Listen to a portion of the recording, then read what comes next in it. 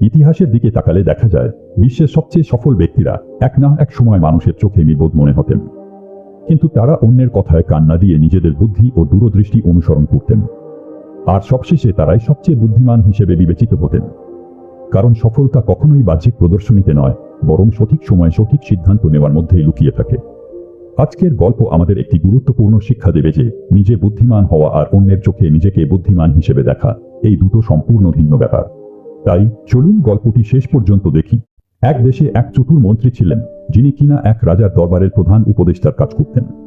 এই মন্ত্রীটা এতই বুদ্ধিমান ছিলেন যে তার কাছে সব সমস্যার সমাধান ছিল। তাই রাজা তার পরামর্শ ছাড়া কোনো বড় সিদ্ধান্ত নিতেন না। এই কারণে দরবারের অন্য লোকেরা মন্ত্রীকে মনে মনে হিংসা করত। একদিন রাজা মন্ত্রীকে বললেন, তুমি খুব বুদ্ধিমান, কিন্তু তোমার ছেলে একদম নির্বোধ এবং তার কোনো জ্ঞান নেই।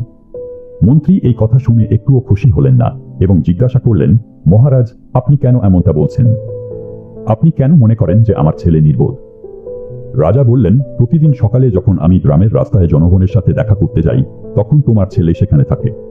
আমি তাকে প্রতিদিন জিজ্ঞাসা করি, সোনার মূল্য বেশি নাকি রূপা, এবং প্রতিদিন সে উত্তর দেয়, রূপা। এই কথা শুনে দরবারের সবাই হাসতে লাগলো আর মন্ত্রীর মন খারাপ হয়ে গেল। তিনি কিছু না বলে সোজা বাড়ি গেলেন এবং ছেলেকে জিজ্ঞাসা করলেন, বলো তো, কোন ধাতুর মূল্য বেশি, সোনা নাকি রূপা? ছেলে সঙ্গে সঙ্গে বলল, অবশ্যই সোনা।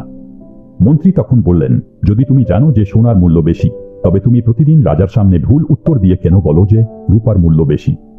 ছেলে উত্তর দিল, বাবা, প্রতিদিন সকালে রাজা বাজারে আসেন এবং আমাকে ডেকে আমার সামনে দুটি মুদ্রা রাখেন, একটি সোনার, একটি রূপার।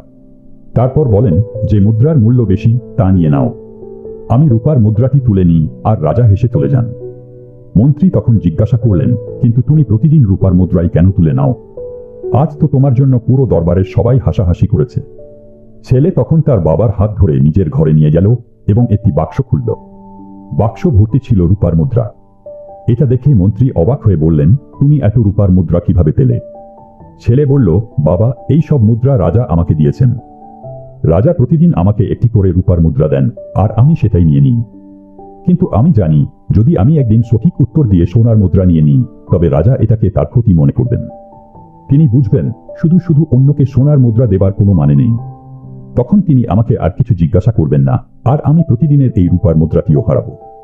রাজা আনন্দ পান যখন আমি রূপার মুদ্রা নিয়ে বলি যে রূপা সোনার চেয়ে বেশি মূল্যবান। তিনি হেসে চলে যান আর আমি প্রতিদিন একটি করে রূপার মুদ্রা পাই। যদি আমি সোনার মুদ্রা নিয়ে নিই, তবে কয়েকদিন পরই তিনি আমাকে মুদ্রা দেওয়া বন্ধ করে দেবেন। আমি একটি সোনার মুদ্রার জন্য আমার প্রতিদিনের রূপার মুদ্রাগুলো হারাতে চাই না।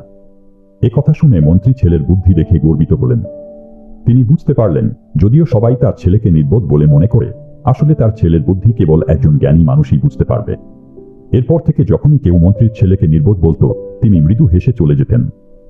বাস্তব জীবনে তোমরা নিশ্চয়ই লক্ষ্য করেছ, কিছু মানুষ অল্প কাজ করেও বড়াই করে, আর কিছু মানুষ বিশাল কাজ করেও প্রচার করে না। এই গল্পে মন্ত্রীর ছেলে নিজের লাভের জন্য সচেতনভাবে রূপার মুদ্রা নিচ্ছিল, কিন্তু সে এ নিয়ে অহংকার করেনি বা প্রচারও করেনি। যদি তুমি জানো যে তুমি যা করছো তা ঠিক, তাহলে অন্যরা তোমাকে নির্বোধ বা পাগল বললেও কিছু আসে যায় না। কারণ তুমি জানো একদিন আসবে যেদিন তুমি এই সাধারণ মানুষ থেকে অনেক এগিয়ে যাবে।